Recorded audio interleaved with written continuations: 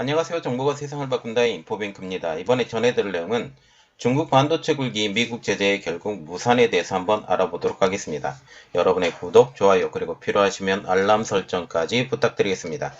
지금 중국의 반도체 굴기가 미국의 대대적인 중국 반도체 때리기의 영향으로 사실상 무산되고 있다는 소식이 들려오고 있습니다. 지난해 가을부터 시작한 대중 반도체 수출 조치에 이번에 일본과 네덜란드까지 미국의 반도체 카르텔을 끌어들이면서 중국 반도체 산업에 위기가 오고 있다라는 거죠. 그러나 중국이 이것을 가지고 포기한다라는 그런 것은 아닙니다. 여전히 중국은 계속 진행 중이라는 것이죠. 여기에 미국 중심의 치포 동맹까지 준비되고 있어서 중국에서는 첨단 반도체뿐만 아니라 레거시 공정까지 위협을 받고 있던 상황이다라고 지금 소식이 들려오고 있습니다. 이러한 상황에서 워런 버핏은 한 분기 만에 그 TSMC의 주식을 대거 매각에 나서면서 TSMC의 위상에도 타격을 맞은 상황이죠. 미국이 중국의 반도체를 직접적으로 견제하면서 TSMC에 대한 갈증이 커지고 있고, 이는 TSMC에 대한 타격, 그리고 대만에 대한 타격이 올 수 있다라는 점이죠. 물론 중국이 미국의 반도체 제재로서 포기할 가능성은 크지 않습니다.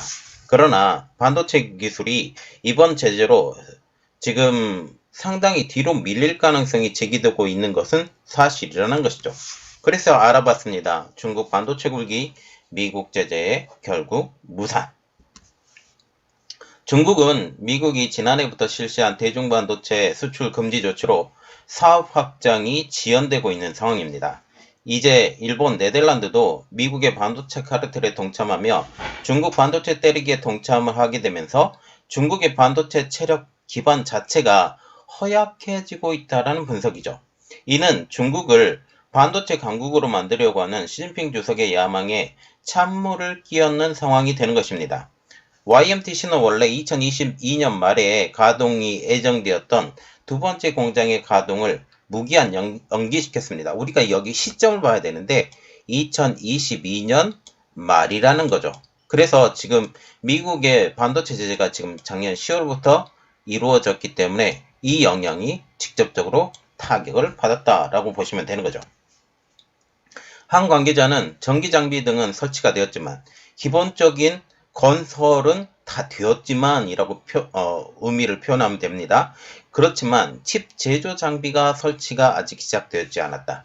다시 말하면 미국의 반도체 장비 제재, 이것은 결국 YMTC의 두 번째 공장 가동을 멈추게 만드는 가장 큰 원인이 되었다라고 분석이 되는 것이죠. 결국 미국의 반도체 장비 제재가 YMTC의 두 번째 공장 가동 중 무기한 연기, 이러한 것으로 결론이 나왔기 때문에 제대로 먹힌 것으로 분석이 되는 대목입니다. YMTC의 경우 칭화 유니그룹의 자회사로 2016년도에 설립되었고 2019년부터 낸드 플래시를 양산하기 시작했던 기업이죠. 칭화 유니그룹이 파산한 후에는 YMTC는 중국 내 빅펀드와 지방당국의 관리를 받고 있는 사실상 중국 정부의 기업이 된 것입니다. 물론 칭화 유니그룹이 있을 때에도 칭화대학 자체가 지금 중국의 관리를 받고 있는 대학이기 때문에 그때도 중국 정부의 영향력이 있었지만 더욱더 중국의 영향력이 강해진 그룹이 칭화 유니그룹이 되는 것이고, YMTC는 이 자회사이기 때문에 완전히 중국 정부의 뜻에 따라가는 기업인 것이죠. YMTC는 글로벌 랜드 시장에서 경쟁할 수 있는 능력을 계속적으로 연마하는 데 집중했으며 작년에는 200단 이상의 3D 낸드가 개발되었다라는 소식이 전해지기도 했습니다. 아직까지 양산이 들어간 것은 아니지만 개발 단계이고, 이게 공장이 더 짓게 됐고, 이게 그렇게 되면 200단 이상을 만들 수 있는 상황이 되었던 것이죠. 그런데 이 두 번째 공장의 연기, 이것은 결국 중국의 계획에 물거품을 만드는 가장 큰 원인이었다. 왜 그때 그 시점에 그게 발표됐느냐? 이 YMTC를 직접적으로 지금 타격을 했고, 두 번째 공장을 운영하지 못하게 하려는 미국의 큰 그림이었다는 것을 우리가 알 수 있게 된 것입니다. 그래서 200단 이상의 낸드의 개발, 그리고 낸드의 양산, 결국 이것은 YMTC의 발목을 잡았다라는 분석이죠.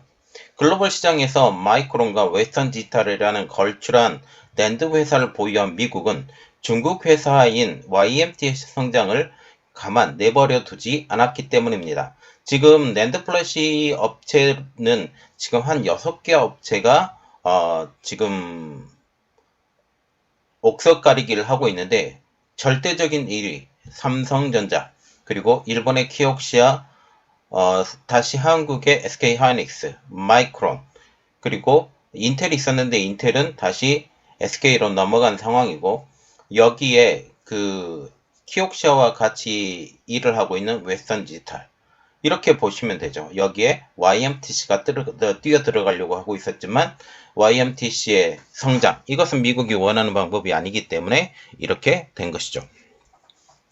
YMTC는 여기에 애플의 저가 낸드를 공급하기로 했으나 애플은 미국 정부의 압박에 YMTC에서의 낸드 공급을 포기하고 삼성에서 그 부족분의 낸드 공급을 받기로 결정한 것이죠. 삼성이 지금 시안에 공장을 가지고 있기 때문에 여기서 공급을 받게 된다라는 이야기입니다. YMTC는 2020년 약 1000억 위안, 현재 환율로 환산 시 150억 달러 정도의 비용이 소요될 것으로 추정이 되는 두 번째 공장을 착공하면서 외연을 확장하려고 했습니다. 이를 통해 생산 능력을 3배나 늘리려고 했던 것이죠. 그래서 두 번째 공장의 규모가 상당하다라는 것을 우리가 이 말로 우리는 알 수 있게 되는 것입니다. 그러나 미국의 제재로 완전히 제동이 걸려버리게 된 거죠. 외연 확장에 제동이 제대로 걸렸다라는 분위기입니다. 당초 목표로 한 조금 5.5% 달성에 실패한 것입니다. 지난 10월 미국은 미국 영주권 및 시민권을 가지고 있는 사람들에 대해서 중국 내 반도체 업체에서 근무하는 것조차 차단시켰습니다. 그래서 영주권, 시민권을 가지고 있는 사람들이 이 반도체 회사에 근무하려고 하면 이러한 영주권과 시민권을 포기해야만이 이곳으로 근무를 할 수 있다라는 사실이죠. 이러한 제재가 발표되기 얼마 전인 9월, 10월 달에 이게 발표가 됐는데 이 소식이 이미 중국의 지식인들에게 들어갔던 것 같습니다. 그래서 9월에는 미국 여권을 소지한 사이먼 양 YMTC 대표이사가 여권을 가지고 있다라는 것은 시민권을 가지고 있는 사람이라는 거죠. 그래서 미국 시민인, 이렇게 보시면 됩니다. 미국 시민인 사이먼 양 YMTC 대표이사가 자리에 물러나게 된 것입니다. 또한 미국의 이러한 발표의 여파로 YMTC 확장 계획을 지원했던 미국 기반 칩 제조 장비 회사 내의 미국 엔지니어들이 YMTC를 떠났습니다. 또한 ASML의 지금 대표적인 장비 회사이죠. 지금 ASML의 미국의 시민권을 가지고 있다든지 그리고 영주권을 가지고 있던 사람들도 여기를 떠나고 지금 배제시켰죠. ASML 같은 경우는.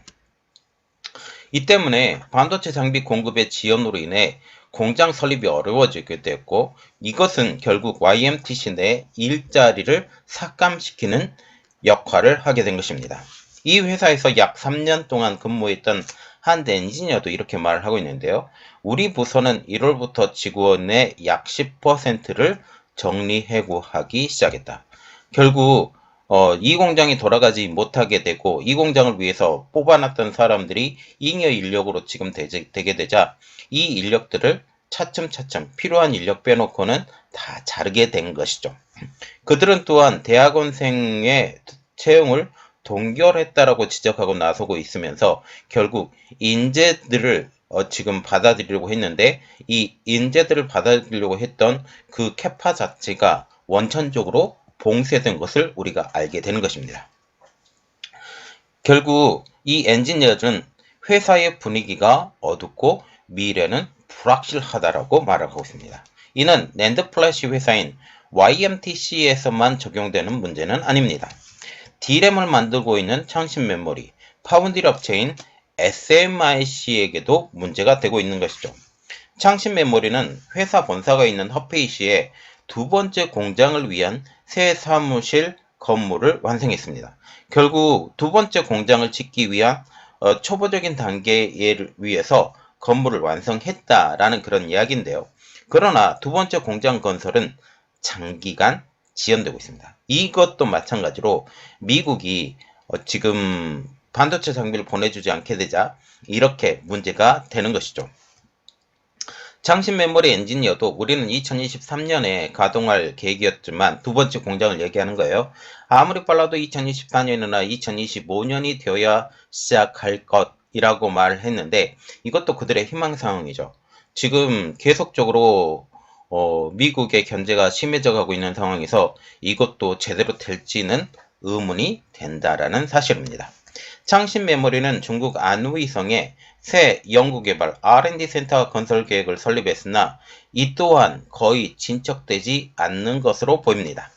관련 엔지니어는 대학원생 채용이 일시 중단되었다라고 하면서 회사 부서에 따라 5%에서 7%가량의 인력을 감축하고 있다고 덧붙이고 있습니다.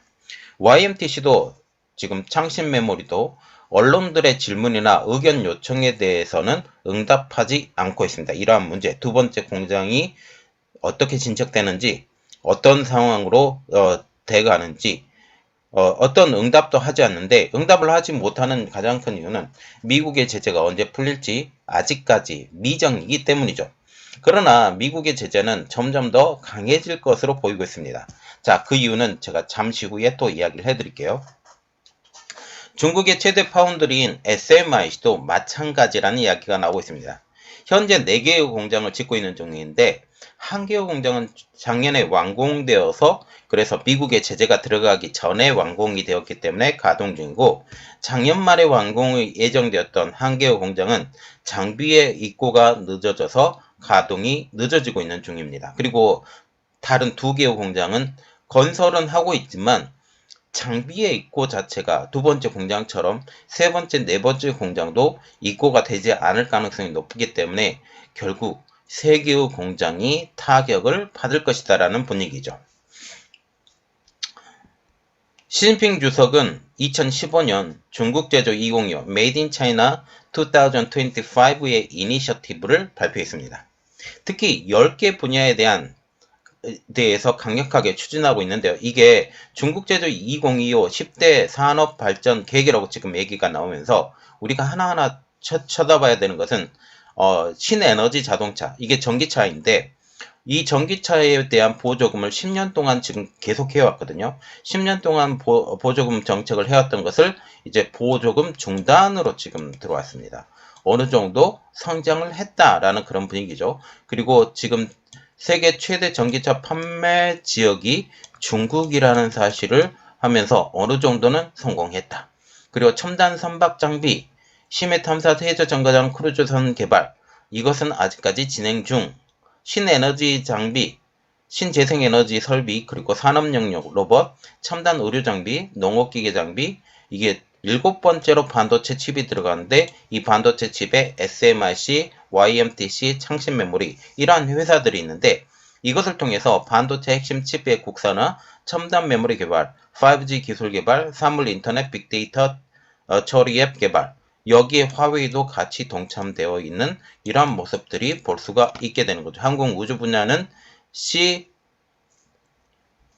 지금 무인기 첨단 터보 엔진 차세대 로봇, 중형 우주 개발체, 지금 중국과 같은 경우는 지금 여객기도 지금 스스로 개발을 하려고 하는데 지금 문제가 생겨서 엔진에 문제가 생겨서 지금 띄우기도 전에 다시 깔아앉고 있는 상황. 선진 궤도 교통 설비 그리고 신소재 이렇게 이 10가지 분야에 있는데 이 중 중요한 것들은 반도체 칩이 가장 중요한 것처럼 제가 지금 보이고 있습니다.